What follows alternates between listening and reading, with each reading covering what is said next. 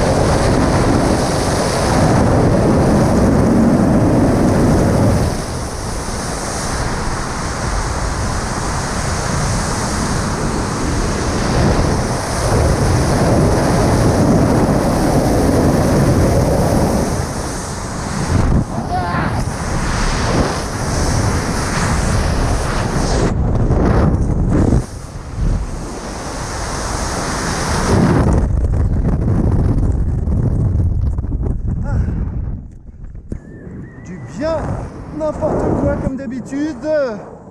Saut de drisse, on devait chercher la drisse.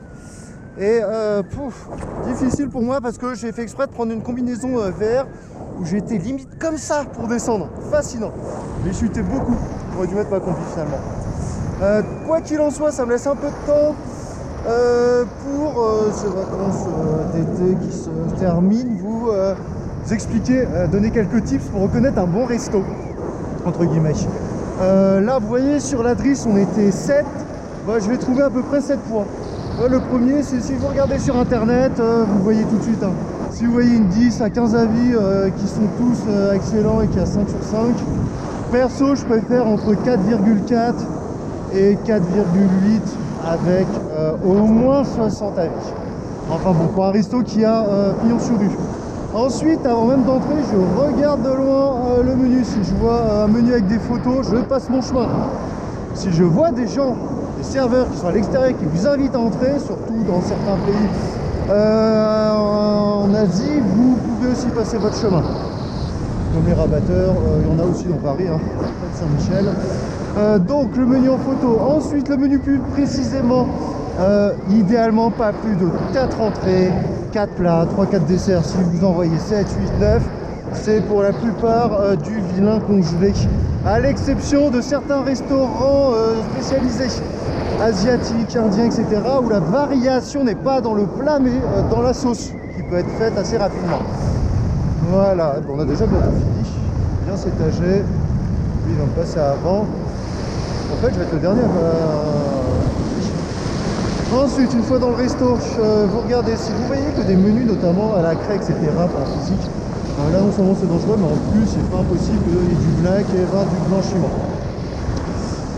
Ensuite, sur les serveurs, etc., si vous voyez plein de serveurs tout jeunes et tout, ça sent aussi le black, c'est pas forcément l'idéal. Quelqu'un qui fait du black, je sais pas ce que ça peut dire à côté. Mais qu'est-ce qu'ils font? Ils font n'importe quoi devant, j'ai jamais vu ça. Bon, je vais me poser loin, je vais pas m'occuper d'eux, et puis voilà. Ça voilà, c'est pour le black. Ensuite, une chose importante à faire, et je terminerai là-dessus en faisant ma dernière approche. Ouais, lui va bien se poser loin. Hop là, elle ici. Ouais, non, oh. Donc la dernière chose, c'est les toilettes.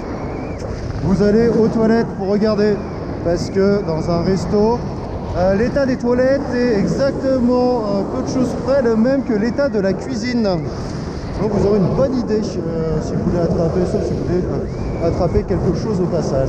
Voilà les 7 plots pour bien reconnaître un resto. J'espère que le vent ne vous avait pas trop dérangé. Et moi je vais me poser. Vous voyez, vent fort, c'est extrêmement facile. 1, 2 pas, à peine. Eh bien il flaire bien ici. Alors, tout le monde est posé, ça a l'air safe. Je vous souhaite, comme d'habitude, une excellente journée et vous dis à très vite pour de nouvelles aventures. Au revoir.